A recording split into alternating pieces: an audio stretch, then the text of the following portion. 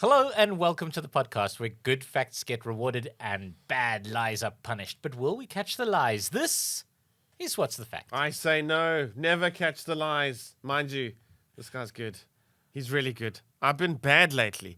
My name's Ryan Whittle. This is Warren Robertson. Welcome to the show. And today's one is fascinating and fun. And You go like this, like anybody knows what the fuck that is, right? it's my Star Trek uniform. It's my Star Trek shirt. You know they say you mustn't swear in the first 15 minutes on a video, and I just did it right now because that is how horrifying your shirt is. I love those onesies of Star Trek. They're really... I thought maybe you'd put it on because you were in your guise as man caterpillar. What he means is the other word, which is YouTube has banned between the last episode and this one. I wrote to the chairman, and he's banned the phrase, The human centipede. Yes, he's banned that phrase. We're gonna get bleeped out. He's made it the man caterpillar. The man caterpillar, Ryan Whittle. So we're talking science fiction. We are science fiction, yeah, which actually is a really nice topic. If you don't bow to the nerds, fellow nerds, I'm looking at you guys because a lot of nerds, right? Like a lot of nerds, they differentiate between science fiction and sort of science opera. They kind of like there's the science fiction stuff is the serious kind of mathematical, physical kind of physics investigation of potential futures for humanity. And the other one is Star Wars, and it's all just nonsense in space, right? And these are two different. I effectively poo-poo that. And, Sure. And I come here today intent on talking about both of them. Lovely, and that they're friends and family. Yeah, I'm going to talk about science fiction. I'm going to talk about science opera, and I'm going to, be respectful. No, I'm not. I'm going to be totally disrespectful of both of them. I love both of them. I'm a big fan. I'm looking forward to this episode. Yeah, I mean, it was like our mutual friend, old Vico. He knows a thing or two. And then he'd say things. He said he spoke so passionately backstage at Parker's about a thing called Cthulhu. Cthulhu's not science fiction though. That's isn't it? No. Wasn't he in the same it's about, league as the older squid gods? Hey, that's pretty science fiction-y. Oh dear, we may be in trouble here, people. Well, I'm gonna start this one. This is what happens. This is what happens when you let Dietz choose a topic and then not explain it properly to Ryan. Like you get him talking about Cthulhu. No, I think science fiction is one of those things that we just grew up with, and even though you think you don't know much about it or haven't been exposed to it much, you've seen a thing or two. And when I was 12, I'm not going to talk much about Star Trek in this episode, but The Next Generation, I kind of grew up with watching that every week. It was wonderful. I mean, this is one of the things that is quite difficult because there is big arguments about what science fiction is. And in fact, they've been having these arguments about what science fiction is since the early days of science fiction. They've been saying, there's science fiction and then there's sci-fi, and then should it be called science fiction or should it be called something else? What are we talking about here when we... So... Listen, this is very much a topic for nerds. If there's ever going to be a topic that we're going to get 100 comments about when we make a mistake, it's going to be on this one. And I'm telling you, I'm going to make mistakes. I was going Well, I think this nerd's going to guess all my facts, but here we go. Fact number one, here we go. Okay, it's make it happen. The film Prometheus. My fact is it's part of the Alien series and was directed by James Cameron. It was, yeah. That's absolutely true. Yeah, you have not started with a lie. It's absolutely true. I don't know whether it was directed by James Cameron. Hang on. It was part of the Alien series. I don't know whether it was directed by James Cameron. Oh. There are people shouting at us now. Did you see it? No, I didn't see it. Why not? Because I listened to my community and they said it was hot shit. It was not Community. They said it was rubbish. Nerd Community. I went and I saw Alien Resurrection, which I believe was written by Joss Whedon, who until recently I had massive respect for, and yet I still hated it. It had Winona Ryder in it, and I love Winona Ryder. Me too, yeah. She's like a robot. Was she a robot in Alien Resurrection? Yeah, so then I watched Alien Resurrection and I enjoyed it, and then I mean, I didn't really enjoy it. It was fine, but then I was prepared to see Prometheus, and then I read all the reviews that said it was so. Okay, I don't know what the oaks are looking for, but I thought it was flipping good. But it was part of the Alien. So my fact is it's part of the Alien series and directed by James Cameron. All right, so it wasn't directed by James Cameron, was it, Ryan? That's where you're Ryaning me on this, aren't you? And your final answer then is That's my final answer, what I just said. yeah. Well, I'm double Ryaning you, so I'll give you the point there. It's Ridley Scott did this one. Okay, good. But it was he was considering it, James Cameron. So the script changed so much that it is not technically part of the Alien series, but part of The universe. Yes. Yeah. and it's a pre to the Alien thing. Yeah, sure. And you got to see. I thought the performance by the actress Rumi Rapace, a Swedish actress, thought it was particularly good. There's the scene where she falls pregnant with an alien thing. Nice. Not that. Nice. What are you talking about, geeks? No. How do you hate a thing No, where- it's not the scene where she falls pregnant. Oh, I see. You little Ah. naughty nerds out there. It's the scene where she realizes it's an alien and has to remove the thing herself in the surgery. Oh my gosh, what a scene. What a fantastic actress. I thought she was particularly amazing. And it turns out I'm a big fan of the Stieg Larsson trilogy, and she was in the Swedish movies, not the American one with Daniel Craig, but the Swedish. Stieg Larsson is the girl with the dragon. The girl with the dragon tattoo. So the Right. Swedish productions of those. This lady, her name is Numi Rapace. I think you pronounce it like that. She plays a role in Prometheus. Man, watch it, nerds, please. It's a good movie. It's very good. Okay, all right, I'll go and I'll watch it, Ryan. I will. Oh, then there's whole father-son thing. Oh, yeah, it's very good. I mean, it's a dodgy start, but at least it is science fiction. I'm a bit. Thank you. Hey, you know, Thank you. science opera, right? Like it's a bit, yeah. It's a bit, look it's a at bit you of that, being like, yeah. con- Space opera, sorry, not science opera. Space opera versus science fiction. But yeah, so I'm gonna go straight for old school science fiction, right? I'm gonna talk about Isaac Asimov, right? I mean, he's sci-fi royalty essentially. He's the only guy that's written a book for every single section in the Dewey Decimal System. So I mean, Isaac Asimov was a genius, and he coined so many of the things that we in modern society now consider like everyday. You know, so many of the terms, like the word robotics. Oh, he wow. didn't invent the concept of robot. There was a Czech author, but he invented the term robotics, and he created the 3 laws of robotics, which you might know are basically like ethics for AI now. Oh, wow. You know, the first law, a robot may not injure a human being or through inaction allow a human being to come to harm. Second law, a robot must obey the orders given to it by human beings, except where such orders would conflict with the first law.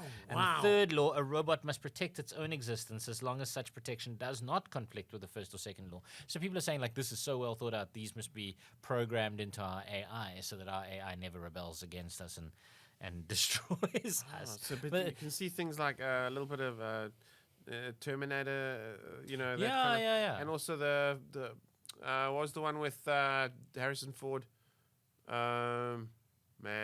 And Blade Runner. Yes, Blade Runner. Yeah, but so these laws of robotics have basically now, like, I mean, you know, people like Stephen Hawking believed that AI would kill us because essentially what happens is we develop a true AI, and it would develop its own successor, which would develop its own successor, and that this would happen increasingly fast to the point that we would develop our AI and then be destroyed the next day. Where's the? All you need is there's no need to worry, folks. Just switch it off. No, just program it with the 3 laws of robotics, so that even if it does do that itself, we actually have control over it because it's not allowed to harm us, right? We've Anyway, but there was a zeroth law, like a 4th law that was created later on, in which he said a robot may not harm humanity. So not just a person, it may not harm humanity or by Isn't that inaction lovely? allow 'Cause this humanity is- to come to harm. Sort of. We've just had Human Rights Day, and isn't that a nice thought? Robots. But anyway, so he wrote the Foundation series, I, Robot, Bicentennial Man, that movie was based on his book Positronic Man. He wrote Nightfall, The Last Question. Like, yeah, he wrote a lot. Anyway, my fact is that Isaac Asimov wrote a sci-fi movie musical for Paul McCartney. Oh, wow. Yeah, that's my fact. Maybe. I still like to wonder what the hell Xanadu was. Yeah. still watch No, it. no. Many people wonder what the fuck Xanadu was. I think this album sold a lot. It did very well. It's got a few songs I like on Xanadu. Yeah, but you know, Yeah, that's me. you're crazy. Yeah. I'm gonna say Paul McCartney. Yeah, no, that's fine. They were so experimental. No, just Paul McCartney, not they. Just for yeah. Paul McCartney. Yeah, but yeah, Paul. You know, this is Wings this era is the Paul guy with McCartney. boom, boom, boom, That's boom, right. do, do, do, do, do. When all is wap wap, Sing or or swim. swim. Wap, wap. One thing is certain, we'll never. give Yes. in. You know what the weird thing about that is? The music video went worldwide with that particular. This is a strange tangent. Went worldwide with that particular song, with Rupert the Bear in Rupert it. the Bear. Nobody ever explained why Rupert the Bear was in this particular music video. Yeah, Ever. I had one. My granny bought me a Rupert the Bear. And there was the odd cartoon. But why was he in Did you Paul's song? drill a hole in it? Tell us. Pretend they're not there, Ryan. Tell us the truth. Tell us the truth, Ryan. I love Tell us, did you ever love Rupert in loved that way? Rupert. Did you love That's Rupert? right. I never lay with him. As a man would with a woman. Was Rupert by the end of your teenage years just a solid, like a lump, like a, you used to hit him against the wall and hear a cracking sound? Just-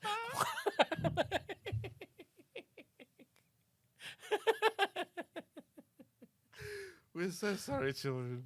We're so sorry, ladies and gentlemen. Rupert. What the hell are we Anyways, talking about? Isaac Asimov wrote a sci-fi movie musical for Paul McCartney. I'm gonna Listen, say- Sci-Fi Royalty writes a movie musical for Paul McCartney, one of the Beatles, and nobody ever sees it. Well, I mean, okay, so around in the 70s when Paul left the Beatles were for the Wings and Yeah. stuff, then you had Ground Control to Major Tom.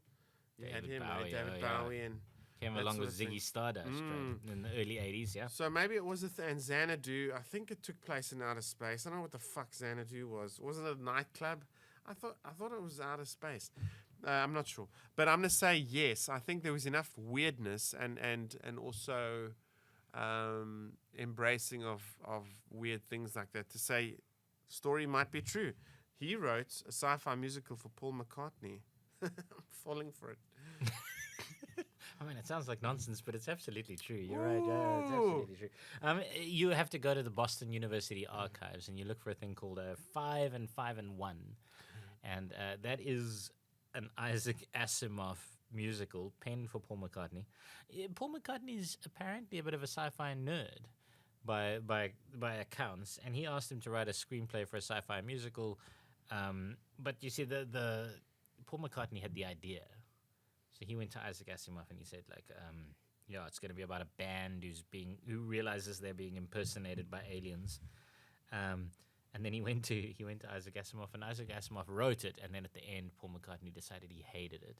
But it is, you can still go and find it. Boston University Archives, it's still there. Wow. Yeah, the great Isaac Asimov. Isaac Asimov is so he in 1977 he had a heart attack. Right, and 6 years later, in December 1983, he had an operation, a triple bypass surgery, that required a blood transfusion. And, like, unbeknown to anybody, for a very, very long time, he was given a blood transfusion that gave him HIV. Oh So my this word! like, yeah, so Isaac Asimov got the virus. It developed into full-blown AIDS, and he died of heart and kidney failure caused by AIDS on 6th of April 1992.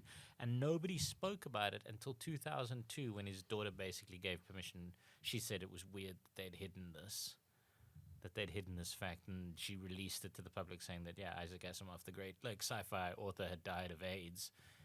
Like, it's just this kind of mind-blowing fact that nobody knew. You know, like everybody, like Freddie Mercury is basically the face of celebrities who died of AIDS. And yeah. then, yeah, Isaac Asimov also. Oh, that So is there you so are. weird and sad. It's a bit like Andy Kaufman. Maybe was he dead? Wasn't he? Was it a big joke? Because I mean, it could be like a sci-fi thing. Like, a I mean, virus. Isaac Shame. Asimov is considered a, you know, it's like your granddad died of AIDS. You know, like it really, like it's got that Sure. that venerable professor vibe about him. You know, the My things that he wrote. Yeah. word. So that, I mean, I didn't know that about him until literally was researching his life today. Shame, man. Well, from the author of a classic to what's become a cult classic movie, the sci-fi, and it is definitely got a bit of sci-fi in it. Sci-fi fantasy film Brazil. Oh yeah. It's a Oh, yeah, it's a definitely, British yeah. production, but it was about the country Brazil. That's my fact. No, Even though it's a British production. No, it wasn't. It's a Terry Gilliam directed movie. It's about like a dystopian kind of futuristic society. It's a very strange movie that I watched once at university while very, very drunk. So you're asking me to really delve into a part of my brain that hasn't been accessed in decades. But yeah, I remember it being this kind of dystopian, authoritarian, maybe even fascist government that people are trying to overthrow. It's not about the country Brazil at all. Yeah. At the end, when he gets thrown into the jungle, I don't think it's about Brazil. It's this strange Terry Gilliam movie, you know, like it's sort of like early 12 Monkeys. But yeah, I mean it is a sci-fi. Yeah. yes. So you are right. It's a very early '80s movie, 1984. We watched it in film school because the one principal who was our production design and aesthetic dude, Garth Goodoak, even wore Good oak. even wore a beret. Yeah, and he said you got to see this film for its exceptional production design. But hang on. At what point do you decide I'm going into a creative field that is stereotypically known for wearing a beret? I'm just going to adopt the uniform. Yeah. At what point, like that's where you're like, I'm destined to teach Yeah. rather than I'm destined to actually create new and modern art. Garth. Like, Yeah. listen, I don't know Garth for anything. Garth, if you're watching, fuck you. Garth, if you're watching, I've got nothing against you, but a beret, sir. The A first thing beret. that struck me was I had never heard about this movie before, but it's become a cult classic, and it was excellent. And it's exactly about that. It's a dystopian, polluted, hyper-consumerist, overbearing, bureaucratic, totalitarian future. I had to just mention yeah. all that. Somewhere in yeah. the 20th century, Sam Lowry is a low-level government employee who frequently dreams of himself as a winged warrior saving a damsel in distress. Yeah. But the bureaucracy is quite ridiculous, and it's about the UK, and you can never get anything done because Yeah. things It's, move it's Terry so Gilliam slowly. who was the animator of Monty Python. He directed Oh, it, yeah. wow. So It's amazing. And yes, so the title comes from a song. Despite its title, the film is not about the country Brazil, nor does it take place there. It is named after the recurrent theme song Are Barroso's Aqualera do Brasil, known simply as Brazil to British audiences, as performed by Jeff Mulder. there we go. I didn't know that. Brazil. As I say, I literally did see it. I saw it. It is excellent. We used to do these movie marathons. We had this like charity organization at varsity that used to do these movie marathons, and we'd sell tickets, and we would run literally like from Friday afternoon all the way to late Sunday night, and then we'd run a movie marathon, and then if the person who stayed awake the longest won like a prize. And then what we would do is we put these pretty heavy movies right towards the end, which means that I saw 2001: A Space Odyssey Oh, between hours about 48 and 50. You know, Oh, like where wow. you're like just kind of sort of awake enough to Crazy. understand what is happening. Yeah, so we would put these things on that were particularly boring or that were particularly slow towards the end. So I think Brazil was probably somewhere around Saturday night, you know, when we were drinking again, because you'd recovered from Friday night's drinking when all the fun movies were on, and then now you were hitting Saturday night and it was quite serious, and the serious like good art house movies were on, and then but you were drinking nonetheless. So this is the time when I saw Brazil. So there's no wonder I didn't remember it. Like it's literally like it's in my head as this blurred yeah. kind of strange. It was I seem bloody I strange. seem to remember this kind of strange, echoey, large Dome thing. environments. Yeah. Yes, yes. At the end, and he's being interrogated because he dared do something to upset the bureaucracy. That's right. Yeah. That's right. So that's how I remember this movie. Almost like like I was involved in a dystopian nightmare myself. They spoke about that weekend at Wits. I didn't attend it myself because we We were used to a do BSc and we yeah, had we used to try- do it every once a year. We used to do that thing. Wow, man, that is flipping cool. Yeah. Shame the guy who won it the 1 year, he stayed awake for the whole thing, right? Like it's like 60 hours or something. He stayed awake for the whole thing, and then he went outside. He won his prize. We gave him his cash money, and went outside, and somebody had broken pieces of his motorbike, and he used the cash money to pay to replace the pieces on his Oh, motorbike. Oh my word! Yeah, anyway, shame. But let's talk about classic sci-fi. All right, H.G. Wells. I know you're a fan of H.G. Wells. You've spoken about him before on the podcast. Okay. Yeah. Oh no, there was the one dude I knew nothing about. There was the Oku, the fishing one, Moby Dick. Oh no, Yes, no. H.G. But Wells, H.G. Wells 2000 is Leagues. no, yeah, it was 2000. Yes. No, that's No, Jules Verne. No, He's the one time machine. Yes, the Morlock and The Islands of Dr. Moreau and the Time Machine, yeah. Time Machine, and yes, War of yes. the Worlds, right? Yes, And yes, Invisible Man. Anyway, but so H.G. Wells, this also noted sci-fi author, I want to talk about his dad. Fuck H.G. Wells. Let's not bother with him, because I figured to myself, like, you being a fan of H.G. Wells, because you have mentioned him before in the podcast, you would know everything there is to know about H.G. Wells. So I've got to trick you, right? Like, this is the whole point. So anyway, my fact is that H.G. Wells' dad was he was a gardener. He used to work at a big estate where he was a gardener, and he for a short time he had a sporting goods and porcelain store that sold these things. But critically, he was also a professional cricketer. He holds a first-class cricket record that will never be beaten. Good Lord. That is my fact. This is not the dude, but his dad. His dad, yeah. He holds a first-class cricket record that will never be beaten. You know, I've got a weird trivia book on cricket for some reason, and the name rings a bell. Was the dad also HG? No. His dad wasn't. His dad was Joseph Wells. Cricket, eh? Yeah, and he holds a first-class cricket record that will never ever be beaten, even in the era of Sachin Tendulkar and A.B. de Villiers. He holds a I'm telling you now, it'll never be beaten. It's like it's probably some fucking thing that he batted for 12 days or something.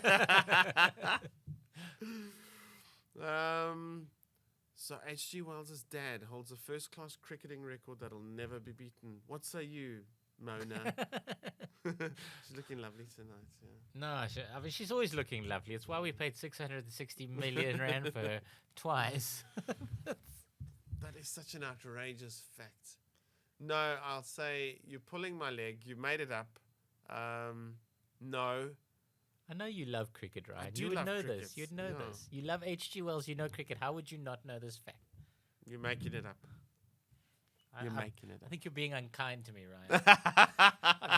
I lie so rarely on this thing. Like I come here with But the real. lines are fantastical things. I come here with real facts, Ryan, and this thing is a real fact. What? It's a real fact, yeah.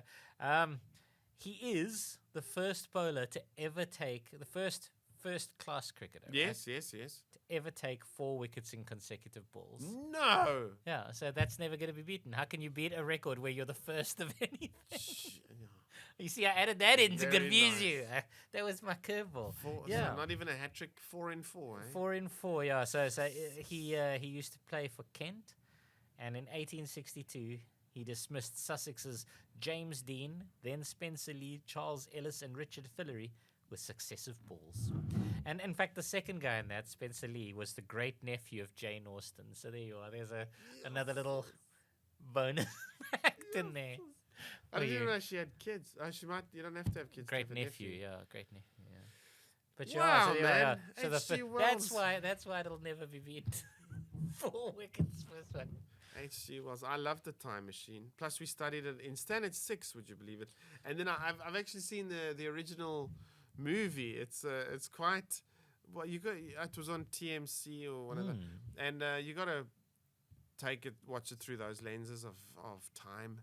but the monsters are quite ridiculous. And But the thing it's about him, lovely. right? The thing It's about him, lovely. he was clearly amazing because The Time Machine was his first novel, and it's a novel that's lasted what 130, 140 years, and then Island of Dr. Moreau is a movie. The Invisible Man is still like the War of the Worlds. Oh, When did they make the Tom Cruise one? Like now, like Excellent, 10 yeah. years ago, 15 years ago. So he's a guy that developed all these movies, and people are still making them. I mean, these books. People are still making them into movies all these years, like 120, 130 years after he's, it's a good deal. Kind of like Cthulhu, I guess. Yeah. Cthulhu. Do you know about that thing? It seems like a dark sci-fi. It's not sci-fi. Oh. It's entirely fantasy. It's about elder gods that live at the bottom of the ocean, and they're kind of like octopussy, and they rise from the deep through cultists summoning them. Oh my word! Yeah, so it's Like it's, a Harry yeah, Potter. it's really dark kind of sci-fi. It's kind of the thing about it was all set in Britain, and it was about men discovering a cave in which a cult was raising an octopus god, and then they would go crazy because of it. So the whole thing was written almost at like remove, but it was really it was cool. We're talking H.G. Wells, a legend, one of the founders of the genre, but it begs the question: when was the mankind's first effort at science fiction? And it is the Epic of Gilgamesh in 2000 BC. I mean, now we're talking about like what do you determine to be science fiction? Well, right? exactly. But Was the Epic of the fact Gilgamesh is- predicting future events? Was it doing that? it is unanimously regarded as According to your not science fiction by by modern authors.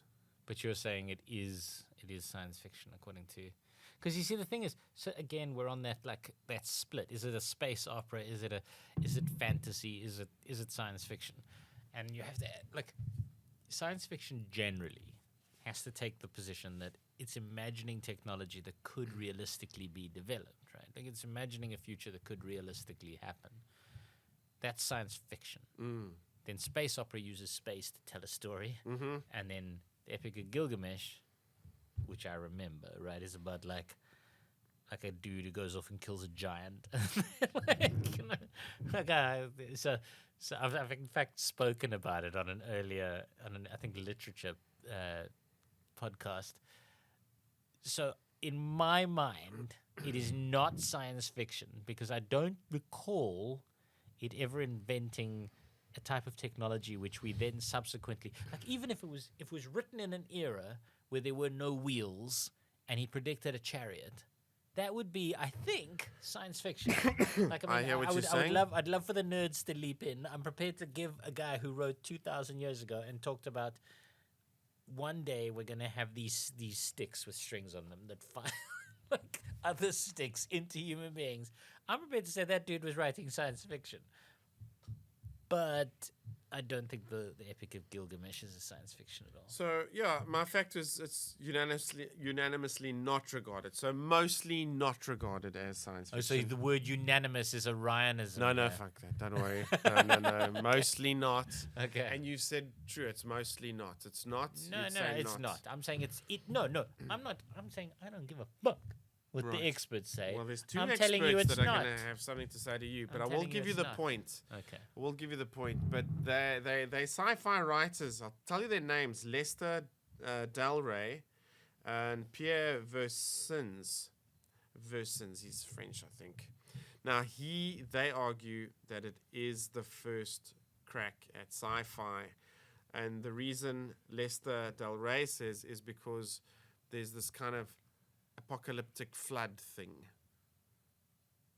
I mean, in the Bible is sci-fi, right? There's an apocalyptic flood in the Bible. And Pierre Versins, he goes quite philosophical. He says it actually deals with man's quest for immortality. Now, the Bible in more spirit. That's more. I think he's talking Yeah. about man wanting to find. I mean, You know. so one of the big parts of Epic of Gilgamesh is one of the characters goes to literally try and become immortal. Yes, Yeah. and this peer dude says the way that they treat human reason and the quest for immortality, he says makes it the Epic of Gilgamesh, 2000 BCE, sci-fi. Yeah, I mean, as I say, I would have been prepared. I would have been prepared to say it's sci-fi if, he'd invented some sort of technology that we could see in the Yeah. future. I don't know. That sounds like You nonsense. see, I would agree with you and with the unanimous people because it's got to have science, technology, and a projection into the future. It's got to Yes. ask the question, what would it be like if this, or what if these things, or imagine a Like, world what would where, it be like if I was capable of getting a girlfriend? Yeah, now we're talking sci-fi, eh? And suddenly, that thing was born with Kim Basinger. Oh, My all right. stepmother's an No, hang alien. on, hang on. My stepmother's an alien. Right, I'm not sure I like the implication here. Where I go, imagine a future in which I have a girlfriend, and you go, that thing was born with Kim Basinger, and my stepmother is an alien. Yeah. You could get that as a girlfriend. That Hey, thing. Hey? Yeah, hey, it was a nice thing. Oh, was it? Was Yeah. it? It's a sweet movie. My stepmother is an I alien. do sort of Yeah, it remember was- that we movie. were like 11, 10, Yeah. and there was this. Ooh, the father was, and she didn't know what sex was, and then the father was like, "Oh, let me show you." Ooh, it's Kim Basinger getting it, but it's all You very. see, I don't remember anything all about very- it. Anything about it's it. not Like, too. It's not too naughty. It's just a little giggly. it's not the human centipede. He said it. He said it again. So no, Epic of Gilgamesh. Boo! Not science No, fiction. I don't think it is. Yeah, I don't think it's science fiction at all. I think it's nonsense. All right, I think it's time for me to talk. All right, we're still in the realm of classic kind of sci-fi here. So here's my fact. No introduction, no extra facts for you to work it out on. The head of sci-fi author Philip K. Dick was left on a plane and is still missing to this day. Oh my god, that's frightening. What's his name? Philip K. Dick. What did he do? Yeah, the dickhead. Besides lose his head. The dickhead was lost on a plane, and it's. Oh, what did he do?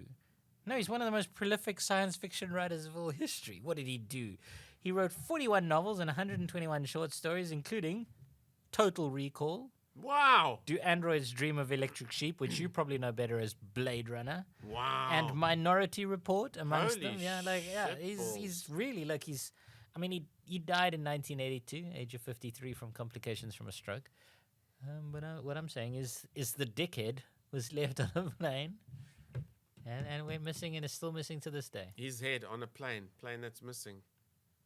The rest of his body, or am I not allowed to? You're not allowed to give me more information. No, I'm not giving you any more information. I'm just saying the head of sci-fi author Philip K. Dick was left on a plane and is still missing to this The day. dickhead. The dickhead. Yeah. The dickhead. No, that's I not. basically chose this fact just so I could say dickhead repeatedly on the internet. Be banned for it, because guarantee you the algorithm is going to ban us, and yet be entirely aggrieved about the entire thing. I'm going to be like outraged by the fact that we're banned by me saying dickhead, because it's entirely fair. Philip K. Dick's head has gone missing. It's the dickhead. The dickhead's It's gone. the dickhead is gone. Yeah. On a plane, you say? Mm-hmm. Just the head. Yeah, I was just left on a plane. It Oh, went missing. no. It went wherever missed Sorry. luggage goes, and it's Sorry, still can there to this I day. think I Yeah. left my. I think I left my Wilbur Smith on seat 27-3. Yeah, Sorry, yeah, Mm-mm. yeah. It's Left I was napping when we landed. I woke up. I was still a bit groggy. I took my laptop and I left the head of famous author Philip K. Dick on the plane. Yeah. No, this is not possible. It's nonsense. It's your fascination with the macabre again. You're getting all gross again about decapitated sci-fi things. It's an Andy Kaufman thing. He's a sci-fi dude. Let me do something sci-fi-ish and pretend my head's on a plane, or you made something. It's not true. You're saying it's not true? No, it's not true. No, man, it's true. What? I mean, it's true in a way. Oh, Because come what on. happened is, right, he died in 1982, but then in 2005, a doctoral student, David Hansen, built a life-size facsimile of Philip K. Dick. But this is not just like a thing. He used the latest artificial intelligence and technology of the time and robotics and a skin-like substance called Frubber. And he made a genuine, like reproduction of Philip K. Dick. Like, We're not talking Madame Tussauds. no, Philip K. Dick's family were asked to approve the thing, and they approved it. And what they did was they basically went in. It took 6 months to build this thing, $25,000, and effectively he got different, really seriously advanced technology departments from various universities in America to build this thing, and they developed an android, and what they did was they loaded the android with all of the answers to all of the questions that Philip K. Dick had ever answered. And they gave it the ability to answer other questions by searching through those particular answers. Jeez. So this thing was able to, if you asked it a question about Philip K. Dick's life at all, it was able to answer you. It was able to give you an answer. My word. And it got supported by the family. They created like a little traveling stage that went with the android, and Jeez. yeah, and it would sit on the thing. And then when it first appeared at, I think it was the University of Massachusetts, there were queues around the block to talk to this thing, and every 45 minutes they had to shut the whole thing down, keep people locked outside, open all the windows so that the robot could cool down. And then people would come and ask you questions, and it would search basically amongst all the answers that he'd ever given, and then it would give a similar answer. Before they did it, they had his daughter, Philip K. Dick's daughter, come and approve the thing. And she said, what do you know about me? And it told her a story about the time when his wife had taken his daughter and left, and how sad it had made him. And she said it was a really traumatic experience personally, but she was like, this thing is real. Like, it feels real. So she gave her approval for it to be a thing. And it became so popular in 2005 that people, like, it went to Comic-Con San Diego. Like, it was everywhere, and everybody was really, like, they were hyped up on this thing. And then the creator got on a plane. He was going to go, David Hansen. He was going to go and take it to Google, to the Google head office. And I mean, the way he talks about it, he'd been like traveling, for weeks. He'd been pulling all-nighters, and he says, actually, I'd like to read you the exact word. He said, "They woke me up. I got my laptop from under my seat, and being dazed, I just forgot that I'd had the robot in there." He said. So that's what he said, and he said that after landing in San Francisco, he then notified the airline that he'd left this head on the flight from. He was going from Dallas to Las Vegas, and en route to San Francisco, and when he changed planes in Las Vegas, he left the head on the thing, and then he said he contacted them and he told them. And he said that they found it. So they found the head, and then they sent it on to San Francisco, and then mysteriously it never arrived. Oh no! And he said it's hard to know where it went wrong. The body arrived just fine. No. He said it's hard to know where it went wrong, and then there's been all these stories of people who claim they found it for a bit and try to put it in the post and send it back to him, and then it never arrived, and then, oh no, we found it here. Is this the head? Oh, somebody misplaced it. So the thing is still missing. It's still effectively. Yeah. In 2011 they built a new one, but it's never reached the popularity. But actually, the dickhead is out there somewhere. Yeah, censor that. YouTube. So the dickhead is out there. It's out there. It's waiting to be found. Yeah. Good luck. America has a new Jimmy Hoffa kind of missing persons. Yeah, you know what's weird about this was my immediate thought is, like, you read the early reports from 2005 where they're like, oh, it's ultra realistic. It looks like Philip K. Dick. It's incredible. And you're like, yeah, naive morons from 2005. You still love the American Pie movies. Like, you knew nothing about anything, you fucking idiots. You were going to Woodstock 99 and partying it up to Limp Bizkit, you fucking moron. And then I looked at the pictures and I was like, actually, it looks pretty good. Like, it looks, it looks quite a lot like a human being. So I'm unsurprised it cost $25,000 in 2005, which Sure. is probably the equivalent of $18 million now. And That's all the tubes of In plastic when they 2023. make the 3D mold. There's, like, there's another one of these. How much is one of these? yeah, it's $3,000. Oh, but we need to add that bit on his nose. Yeah. Yeah, exactly. But yeah, so it's still out there. I wonder what they do with all of that because like I often think about luggage that goes missing. You're like somebody found it and then they stole the stuff and they threw the suitcase in a skip or something. But what are you gonna do with the head of Philip K. Dick? Oh, man. Nothing, and yet it's still missing. It's still missing. Shame. Terrible. They probably got. It's okay. David Hansen went on. He developed the head of He developed the head of Albert Einstein.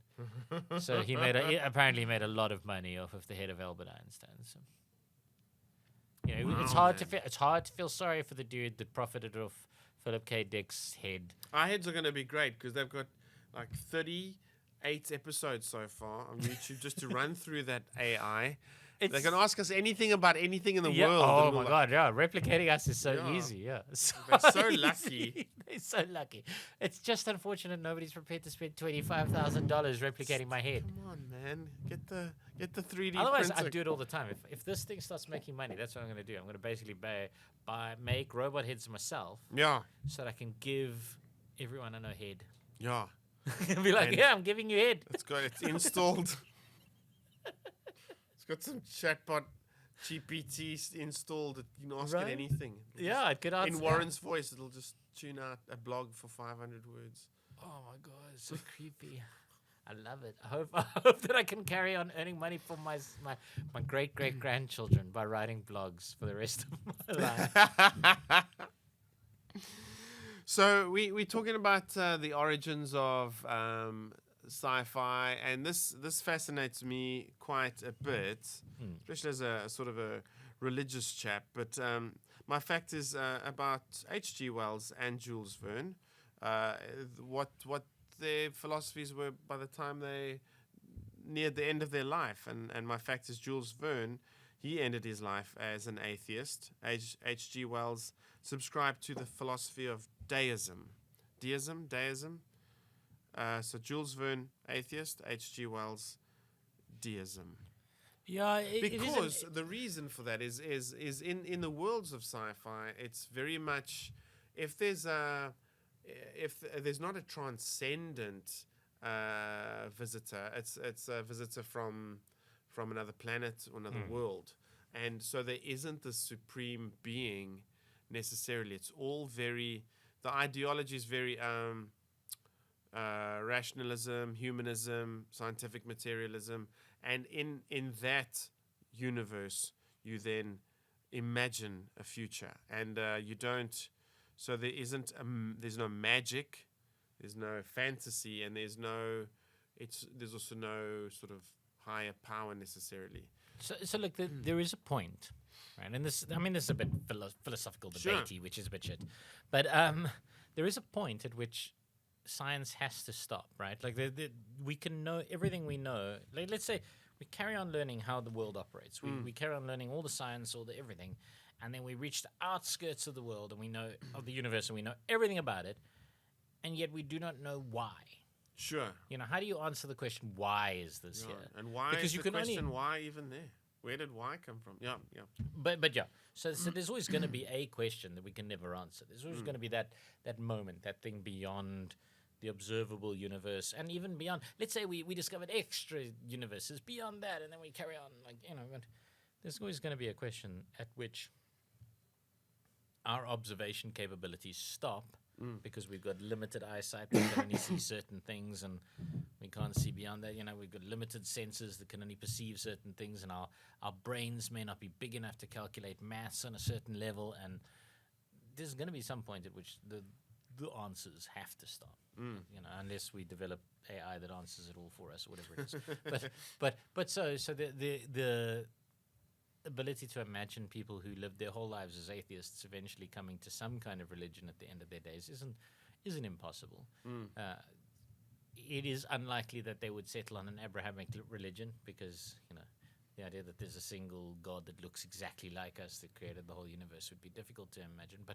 But a deistic kind of belief, maybe, maybe.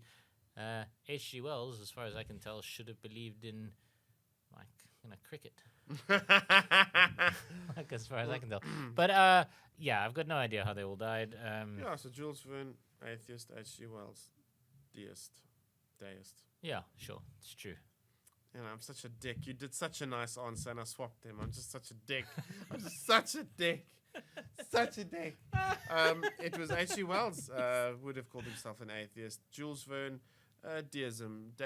So that's not as you know, it's not a figure. Ryan, this is the kind of thing that deserves all of the hatred, all the things that they say bad about you in the comment section now. You deserve. But what every single one. As you were talking, it shows you the genius, the philosophical genius of. And I'm sorry I didn't do a fact on that tonight, but the Hitchhiker's Guide to the Galaxies. Ah, yes. The radio dramas. Go listen to this fact about me. It's one of my favorite productions of all time. That's like including movies or songs or anything. That radio drama. It's really great. There's 5 parts. 1, 2, and 5 are really amazing. 3 and 4 go a bit silly. But he goes on that kind of computer that miscalculate the meaning of life, but the foresight to think of how far we're going to go, and then we'll have this supercomputer, and it still might just spit out a number, which is still not philosophically satisfying. It's so genius because it's all done in comedy, but the truisms that come out in that, plus it's hysterical. I love it. It's brilliant. Yeah. The Hitchhiker's Guide to No, the you're right. We Galaxy definitely should have. drama. We definitely should have gone there. Yeah. Instead, I went for something else that I love, which is definitely more space opera and less. Xanadu. Less science fiction. Xanadu. No, it's not. It's not quite Xanadu. It's a TV show called Firefly. Did you ever see it? I never did. I heard about it. Okay, No. all right. So there are people that are literally pissing their pants with excitement that somebody's mentioning Firefly out there, and then there are other people who are like, "What the fuck is this thing?" And the reason they're saying that is that essentially Firefly was a TV show that was commissioned for Joss Whedon. It was written after the success of Buffy the Vampire Slayer. They commissioned this TV series for Joss Whedon, and he developed a show that was like a mixture between like the Confederate War, the Civil War in America, and sci-fi, like outskirts,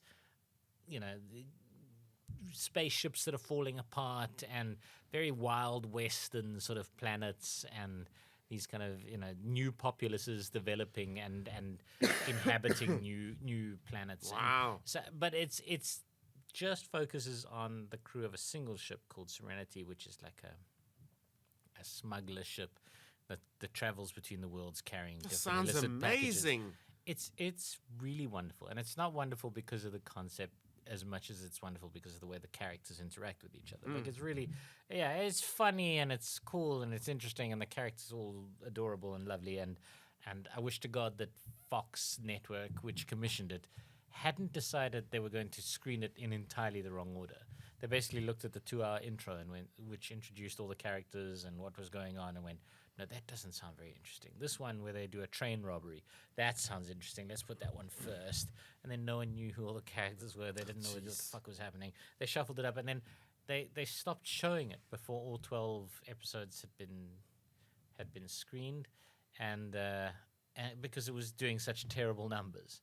They're basically just like, this thing's not worth doing, and they cancelled the whole thing. It became such a cult classic when people actually viewed it in order that they made a movie to kind of try and explain all the missing story. Wow. Yeah, and the movie doesn't really explain all the missing story, but it does kind of give you a deep sadness about the 4 seasons that were planned to have taken the movie's place. But it's a really lovely. It's this incredible, but it is very much more of the space opera kind of vibe. But my thing is, it belongs in this podcast because, and this is my thing, American astronaut Stephen Ray Swanson, a real American name that I didn't make up at all, was such a big fan of Firefly that when he got to go to the International Space Station, he took it and the copy of the movie Serenity to the International Space Station. So they are there on the International Space Station. for the other astronauts to enjoy watching. So it's not you know, maybe the science fiction nerds might jump on me, but as far as I'm concerned, it's good enough for an astronaut. It's good enough for this fucking podcast, right? Wow. So that's my fact. It was taken to the International Space Station, where it is watched to this day. Was it a DVD or was it a memory stick that he just... No, he took the actual DVDs. Yeah, they took the actual DVDs, which are part of the... It's a permanent part of the space station's library. That's what I'm saying. What a crazy fact. And, Yeah. you know, what a weird detail. That's crazy. Can you watch it? That's mad, man. Oh yeah, does DVD work in space? I didn't even consider that when I wrote down this fact. What a crazy fact.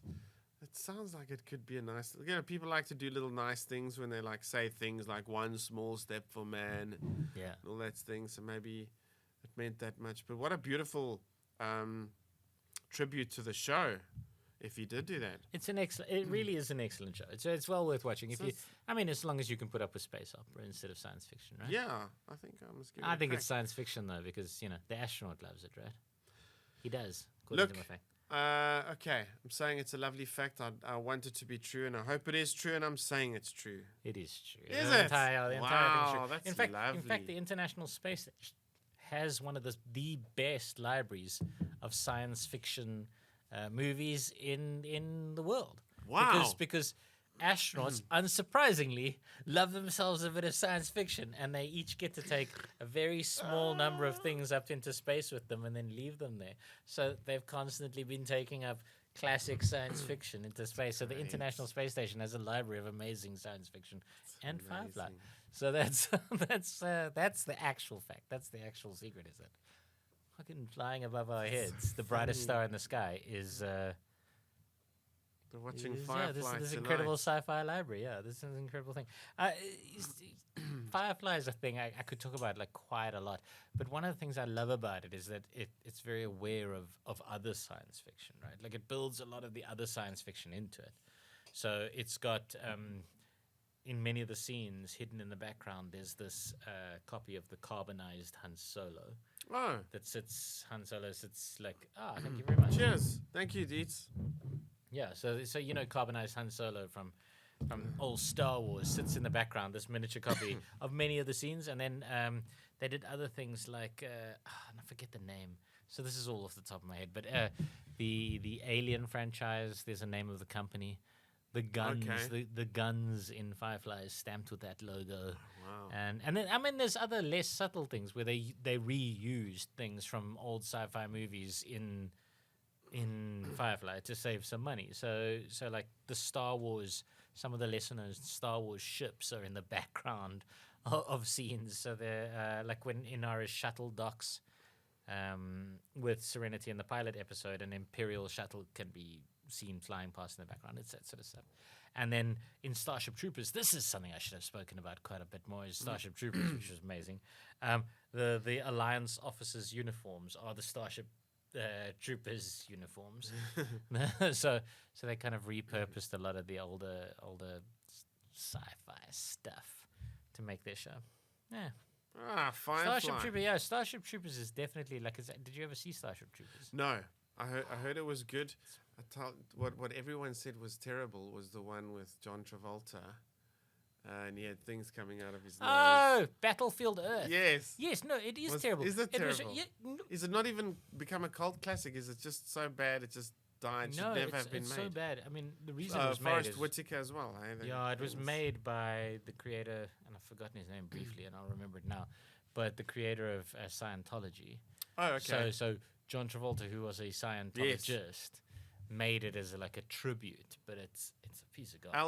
L. Ron Hubbard. There you are. Did That's he right. do battles? Thank goodness. Yeah. So he Battleship made Battlefield Earth. It was his book, and then that's another guy we could have talked about. L. Ron and L- sci-fi. L. Ron Hubbard. Yeah. Yeah. So South Park just called him L. Ron, I think. yeah. Yeah, Yeah, he got into big trouble. Well, that's been a fun episode, and it's multiple choice time. And I got a quick multiple choice question. I just want to say "dickhead" one more time. Lovely. It's just make sure we're gonna get this episode banned for unfair reasons. YouTube. Dickhead or Elron? What are you gonna do? Dickhead and human centipede. So sci-fi has a knack of predicting the future, and which of these things was not sort of predicted in a sci-fi artwork? Which of these four things? Sci-fi something or other, yeah. So we're going like tanks, army tanks, jacuzzis, yeah, Okay. antidepressants, and satellites. So One of them was not predicted So by... I know antidepressants definitely were, and satellites were Arthur C. Clarke. I can tell you Arthur C. Clarke predicted satellites. So those two I know. So it's either tanks or jacuzzis. I'm going to go jacuzzis were... Tanks were Leonardo da Vinci. He invented the tank. So I'm going to go tanks is the answer. You're saying which one? Oh, tanks. Yeah. Okay. It was jacuzzi. I just made that up. Well, But- what you've got is Yeah. in 1903, H.G. Wells, The Land of the Ironclads, gets quite specific about Yeah, about but a it's too tank. late. Tanks were already invented. They were a medieval instrument. There was Tank? already, there was tanks that put a cannon out of the front of a hard-bodied.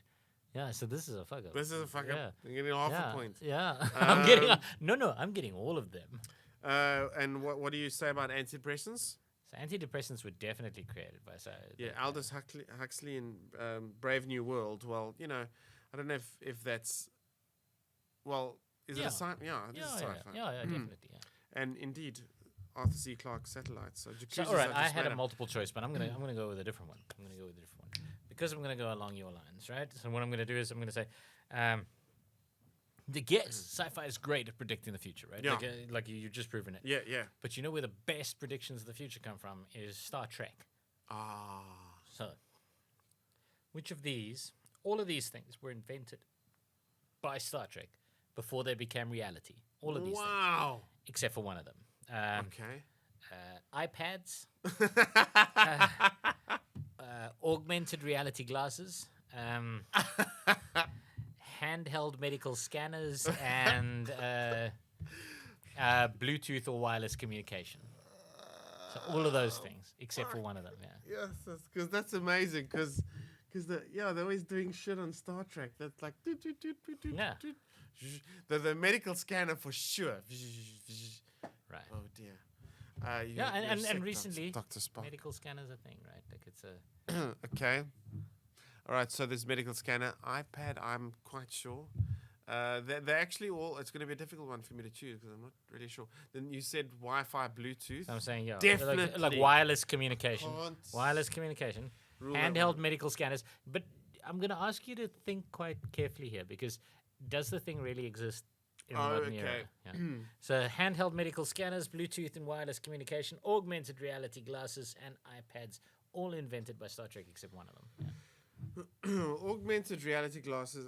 You're talking about the dude. Yeah, it's obviously the dude. But what is what is an augmented reality glass? So it's the Google Glass, you know, Oh. like the little Google Glass that cuts above your eye and then feeds you information about the world. Oh my word. Okay. Yeah, and Ray-Bans recently started producing augmented reality glasses, Oh and my word. yeah, I don't know if I saw any of those in Star Trek. also Besides the giant dude. dicks. Everyone, giant sorry, dick. I meant to put there Oh, giant giant penises. Like they also invented penis extensions that allowed for 14-foot dicks. Well- that's almost certainly going to be a thing that will be invented, I'm probably going to say but the it may wrong- not be on Star Trek. It's probably inappropriate, but the black dude, I forgot his name. But he... Geordie LaForge. Oh, Geordie. He definitely had... The things that he wore would have given him info. So I'm going to You're go right. with You're that's right. That augmented. is kind of an augmented Medical glass. You're right. scanning, like I know in Star Trek, then and then, but do we do that today? Well, I don't know. Take your temperature. I don't know. Is that the same? We have X-rays, handheld medical scanning device. Connect to the Wi-Fi. It must have had. This is a tough one. Yeah, but which of them were invented by Star Trek as well? This is also important. It's kind of like, Star Trek's got these things. But were they invented by Star Trek? Okay, what's the fourth one? So it's iPads, Yeah. augmented reality glasses, handheld medical scanners, Bluetooth and wireless So this communication. is so hard because I think they all were, but I must pick one, hey? I must pick one. Must pick one.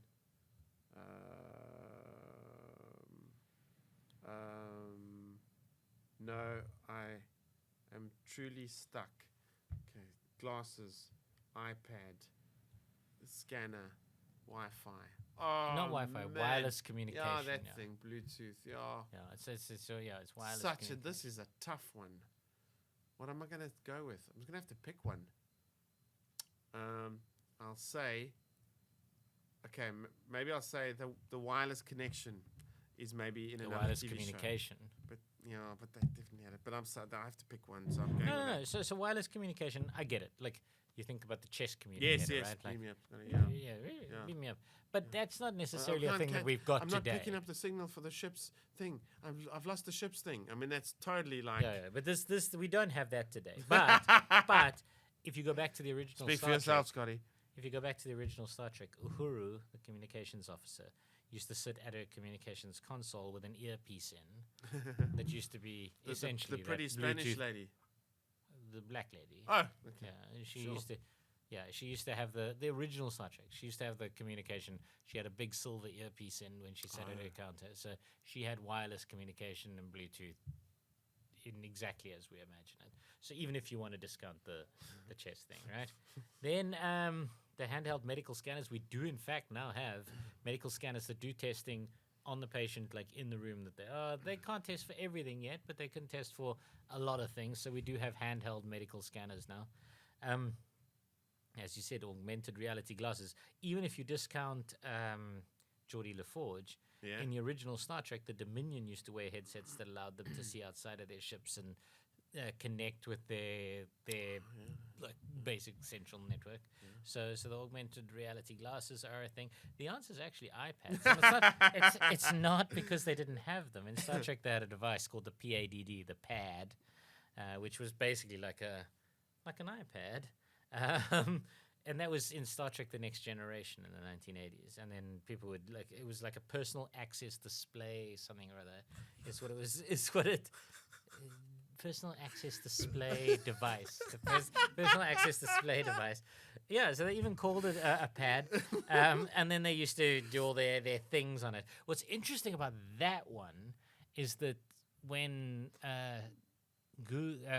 Apple took Samsung to court for copying the iPad, Samsung referenced the actual creators of that thing. So it wasn't Star Trek. It wasn't Star Trek. Oh. It was 2001: A Space Odyssey. Oh It was my. 2001: A Space Odyssey were the original creators. Back in 1968, they had a device in which you could read the news on a flat screen computer. You know, it's incredible. So so this is insane. So you're a sci-fi author, producer of sorts, and you in your imagination invent something which does not exist, but wouldn't it be cool? And it does that shit. Do you own some sort of copyright? No, so what happened is Apple said, we invented the iPad. Oh. We invented it. They took Samsung to court. Samsung went, no, but it's in this movie. They invented it. And the judge said, yeah, they didn't. So you're right. Like what happened is they gave it to Apple. Okay. They But gave the eh? right. Yeah, they gave the right to Apple. But actually, like in terms of a science fiction podcast, yeah, 2001: A in Space Odyssey invented the The iPad. iPad. And yes, while Star Trek: The Next Generation had them in, it doesn't count as Star Trek inventing them. So that's the one they didn't invent. That's the one that they didn't predict. So That is lacquer. all the others. There you go. Science fiction. Well, I hope they have beer in the future. I am predicting that in the near future I will go for a pee. That is what I am predicting. In your Porto urinal that gives you the weather for tomorrow. No, eh? just over the balcony. Just over. I want a urinal that plays sort of 80s music. Don't you want me, baby? Oh, please let the urinal Don't not you play want Don't You me? Want Me, Baby, while I piss on its face. Please let that not be a thing. It's definitely going to be a thing. Anyway, thank you very much for joining us. Thanks for joining us. If you like this, please like, share, subscribe to the podcast, and post money in the post to Old Mountain Studios where we record this, because that's the best we've got in this modern era. We haven't bothered to set up Patreon. Yes. Because we respect you too much to demand money from you guys. I'll send my banking details and put in the WhatsApp comment. Yeah. Yeah, And, in a year's time, we're definitely going to be demanding money. But you guys, we respect every single one of you. Thank you for being here. Please don't pay us money yet.